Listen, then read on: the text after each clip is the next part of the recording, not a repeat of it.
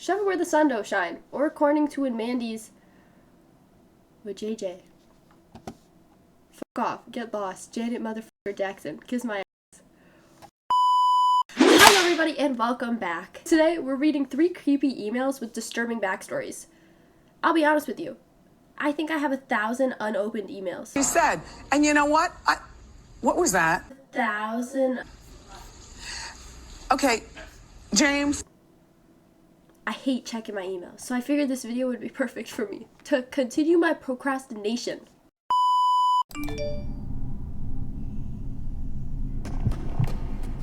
Number 3. If you ever check your spam folder in your email, there's a chance at one point you received an email with one of your passwords in the title, and inside the email would be threats of leaking your information or worse unless you paid a certain ransom, usually in Bitcoin.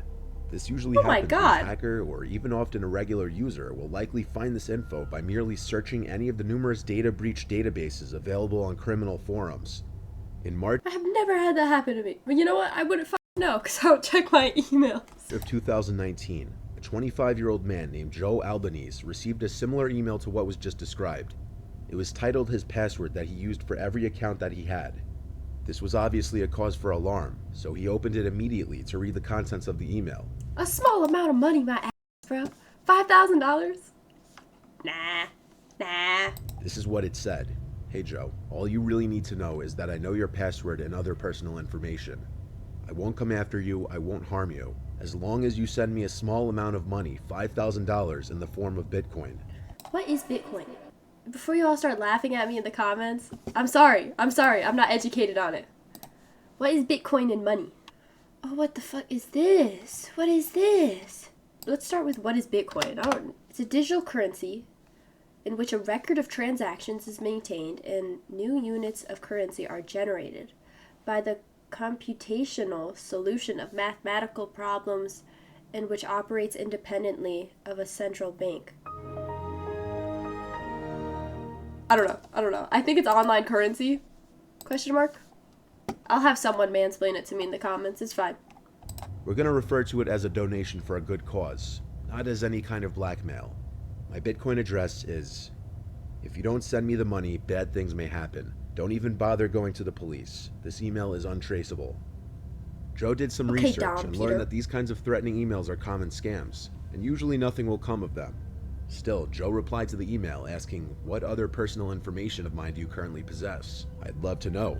Okay, per Joe! Joe is just like Dom. I'm the only Dom one here. That's not funny. Sorry, that's not funny. Sent this as a sort of challenge to the email, not even really expecting a response or for it to even go through. But it did, and he promptly received a response back saying, I know your home address is F. If you go to the police, I will know about it and you will be sorry. This is when worry would really set in with just about anyone, as having a password leaked in a data breach is one thing, but some unknown person having your home address threatening you with it is completely next level. Joe didn't reply to the email for several days, but he also didn't go to the police. He decided to wait it out and see what would happen next, and after 3 days, there was a follow-up email saying, I'm still waiting for the payment. I won't wait much longer. Oh my gosh, Joe replied this time saying, I'm not paying you $5,000. If you want to come to my house, you'll get a face full of lead. Okay, period, Joe! I'm liking Joe. Joe's my type of guy. He's a procrastinator, and he deals with it himself. He's just like, no, 5,000 is too much. Come to my house, and you'll really get it. This was a complete bluff, though, as he doesn't actually own a gun. Oh. And the hacker likely knew that, because that same night, Joe received a follow-up email containing a picture of his house. Oh my god! The side of his parents' house, and zoomed in on his bedroom window upstairs. Oh my god! He didn't want to tell his parents in fear of worrying them. No! Now that his gun bluff didn't work, he knew he may have to get them or the police involved. Oh my god. He responded one more time saying, I don't have $5,000. I'm broke paying off student loans. The house you sent a picture of is my parents' house. They did nothing wrong. If you need to do this, please do it to someone else. I don't have the money to send you even if I wanted to. There was no response this time, but within an hour, the sound of glass shattering from downstairs traveled throughout the house. No! And everyone, including his parents, heard it. There was one of their decorative bricks from the front of the house, laying in the dining room among thousands of tiny shards of glass from the broken window. Joe tried to explain the situation as quickly as he could, and while he and his dad took a quick look outside for anyone who could be out there, his mother called the police. Joe showed the police officers the emails and everything, which were forwarded to the police department. A police officer stayed parked outside the Albanese house for a couple hours that night. Joe blocked the email address from sending any further emails, and as far as he knew, he was never contacted again. The police had a hard time tracing back the original source of the email, as it was sent from an untraceable device, likely an iPod Touch or similar device. You're really doing that much for $5,000 though? I mean, depending on when the email was sent, maybe $5,000 would have gotten you somewhat further than where it could today. But I feel like for $5,000, you're doing too much, bro. Coming to my house, taking pictures of my window, destroying my cider door. Please, please. You probably used like $60 worth of gas just to get to my house, first of all. Like, you're doing too much, bro. At some point, everyone imagines being famous in their lives. A lot of people create this image in their head that being in the public eye creates for nothing but a fairy tale life. But that's far from the truth. Being under the spotlight in any capacity comes with a lot of drawbacks, one of which being stalkers and overly obsessed fans. One extreme case of this, an ex-radio host and DJ who was centered in Los Angeles had a long, seemingly never-ending chain of emails from an obsessed fan. Oh my It gosh. started around 2005 or 2006. I feel like being faceless is a little bit better. Every day I wake up and I think to myself, should I post this? Or should I go faceless? I like doing YouTube and I wanted to do it for like a couple years now. But I always think to myself, do I want to have my face online so then when I go out in public, people will know me? Because I'm pretty introverted. I'm pretty introverted. Like most of the time, talking to people, oh no. But like, I mean, I do want to do this, but then again, like, you have stuff like this that happens, and I mean, with the internet today, stuff is just getting worse with parasocialness and stalkers. So trust, I know what I'm getting into. It's just, I don't know, one day I might crack. I might. When the DJ started noticing a regular listener, someone who listened to the show every day and would call in on the request line from time to time. At one point, the listener won a prize from the show, and in order to deliver the prize, the DJ requested her email, and that's where things began. Oh no. In order to be polite and cordial with the girl, he would answer all of her emails, and when Facebook started to become popular, he added her back where she commonly liked and commented on his posts. This went on for a while, until one day the fan professed her love for him. The DJ rejected this advance in the most polite way he could. She seemingly accepted the rejection, and the DJ thought it would be the end of it. But it wasn't. In 2011, she emailed him a link to a blog that she was writing. 6 years later? Oh my gosh, talk about obsessed to the max. Even after you get rejected, you're still coming back. That's crazy. Where she would post about him and their quote-unquote love multiple times per day. Oh, she followed him rather. over to a new radio station and was religiously listening to his shows, assigning meaning to the musical playlist. For example, the song Marry Me by Train was popular at the time, and whenever my that song God. would play on his show, she would blog about it actually being a marriage proposal from the DJ. That's a psychosis. That's not, like, I'm not even gonna call that a fan. Like, if someone does that, that's not a fan. That's just a crazy person. That's, no. No. Began saving all his photos from his social media and photos of other women in his life, like friends and girlfriends, and posting them to her blog with extremely hateful words. Oh She'd my make posts God. raging about him being a man whore, followed by another post not even 10 minutes later in a completely different tone, apologetic and soft, implying she may have bipolar tendencies. The DJ did his best to ignore it, even though by this point he was extremely creeped out. But as she again began emailing him, he tried more forcefully this time to get her to stop, but she wouldn't block. stop. The Block. DJ started sending Report DMCA the requests count. to her blog host from the photos of his that she had posted.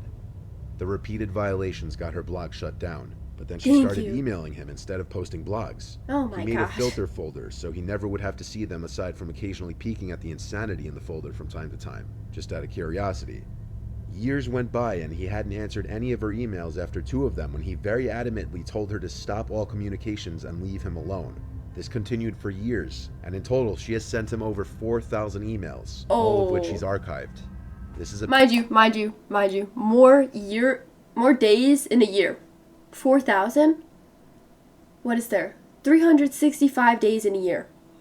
365 to equal 4,000 if you were sending an email a day. Wait. To get to 3 years, okay? 3 years of sending emails would only be 1,095 emails if you're sending a single email a day, which isn't a lot because obviously you could send a lot more, but you know, because we are sane people, okay? So we're probably sending about maybe 3 emails a day at most. But if we're going by 1 email a day, it would take 9 years to send that many emails. Oh my god, that is actually terrifying. Picture of just a select few of them. The more recent emails had gotten very dark and violent in tone. What the heck? Wait, read some of this. Tell your judgmental family you're off the hook. And then all of this. Something about Jehovah's Witnesses. A distance. You know I will not answer you, so it's up to you. You know what's expected. Put up or go away. Some of it is redacted. What? Oh my gosh. Please say you want what you want. I am tired. My head hurts. Something, don't be mean. Ugly, scruffy bitch. Oh my gosh. Why don't I see what you look like? You are not mine. You don't even let me see you. See, that's the thing. She's stalking a person who's also faceless. Like, how? I don't understand. I don't know. In one of the most recent ones, she was threatening to find and hurt the DJ and happily go to jail for it. In another one, she listed the specific neighborhood in which... Huh? Shove it where the sun don't shine. Or according to in Mandy's... with JJ. Get lost. Janet motherfucker Jackson. Kiss my ass. Crazy. Oh my god. she lived, which he worries she may have his address if she already knew what town he lives in. In an effort to stem the flow of information, he deleted all of his social media accounts a while back, but she would still email him pictures he appeared in from his friends who had public profiles, as well as radio station photos that he appeared in. Most disturbingly, she sent the DJ photos of a shrine she had made of him in her home, with framed photos of his social media that she had posted up on the walls, desks, etc. Being a DJ, his appearance schedule must remain public, so she could technically find him working at nightclubs anytime she wants to, and understandably, he's freaked out and worried about his safety. After calling multiple attorneys, none seemed very interested in helping him with this matter. Due to his fear of facing the girl in real life or even being in the same room as her, he never went through with filing a restraining order. He also worried that on the off chance she didn't have his home address, the legal process would reveal it to her. To my knowledge, there was never any follow-up with this, and it's not known if the harassment continued or what route the DJ pursued, if any. But this is one of those extreme cases of how a fan's obsession could have a very negative effect on someone's well-being and mental health. In this last one, a viewer who wanted to be referred to as Christian received multiple emails that he wanted me to share in a story video. Christian has a friend named Katie who was out for a job interview. They used to be co-workers, which is how they met. Nothing was out of the ordinary until Christian started to try and contact Katie after her interview was supposed to be done. Why are all these, like, crazy women? I mean, I'm not mad about it. I'm just saying it's, like, you hear about more crazy men, but these are all crazy women. And crazy women definitely do exist. I'm just saying, guys, crazy women are so underrepresented. Guys, we need to start representing crazy women more. I feel like we don't see them enough. Need to find that his texts weren't delivering and calls were going straight to voicemail. It was very possible that her phone could have been off or she had no cell service. But as hours passed and still nothing was delivering, he started to get concerned. The most likely and obvious possibility was that she lost or broke her phone. But finally, hours later, the text said delivered. However, Kate never replied. Maybe she doesn't like you, bro. Maybe that's it. Obviously, he's gonna get a message back, but I'm just saying, people out there, if someone doesn't message you back, just don't push on it. That same day, as Christian was checking his email, he saw an email from Katie's old work email. He opened it, and it read, "Hey, I lost my phone and keys. Can you come pick me up? I'm by some old warehouse construction-looking building in the parking lot across from a Hyatt place." Christian asked when she last had her phone and if she had any idea how she lost it. She replied, "I have no idea. Just come soon, please. It's cold." The address that she then sent to better help Christian get to her said it was 20 minutes away. But looking at the location of the address on the map, it led to some abandoned-looking warehouse parking lot, evident by the green growing in the parking lot and decaying-looking rooftop. Christian sent another email back demanding she go to a less sketchy pickup point. My gosh. She took a few minutes to answer back with, "I'm already sitting on a bench here. I'm comfortable. Just please hurry." Christian got... Mind you, she just said she was cold. That's not Katie. That's not Katie. Maybe someone did steal her phone, though. Legitimately. Because that would actually make more in sense. his car and started following the directions to the location he was told to Aye. go. But about halfway there, he stopped the car when he had a thought. And that was, how is she using her laptop to email him in the middle of some random parking lot by an abandoned warehouse? Yes, While it was maybe yes. possible that there was some free Optimum Wi-Fi nearby or something, it did seem very unlikely. This is where Christian became suspicious of the whole thing, and the fact that she was using her laptop to contact him instead of going to the hotel across the street and calling him just made it seem more suspicious. There's a He tried hotel, calling her bro. number a few times, and now it was ringing instead of going to voicemail. Oh. On his third try, the phone rang twice and somebody picked up for a second, though most likely on accident. By this point, Christian was suspicious all of Katie's things were stolen. Yep. He called Katie's brother to tell him about the situation and ask his opinion. But when he asked first thing, have you heard from Katie? Katie's brother said she had been home for 2 hours, and that her entire backpack and phone were stolen. Christian yelled into the phone that he was being led into some sketchy parking lot at that very moment by someone who was on Katie's email, most likely on her laptop. Christian drove to Katie's house immediately to pick the two of them up, and they called her phone and left a voicemail with all three of them yelling threats of what they'd do if they didn't return the phone and laptop, which probably went unheard if the thief didn't have her passcode. They also sent a number of texts which went unresponded to. After calling the police and requesting assistance in the parking lot, a police car did show up, but the entire parking lot was abandoned as expected, and no further emails were received. Kate's phone was never turned on again. It was likely disposed of. She never got any of her stuff back, but on the bright side, Christian may have avoided being lured into some kind of trap that would have led to him being robbed or harmed. What the fuck? Why is that your outro, bro? Freaking ghoulish scream in my ears. Well, guys, that was actually really... The last one, I mean, it was number one for a reason, but that one was really interesting. That reminds me more of like Is that how you say it? Rondonica?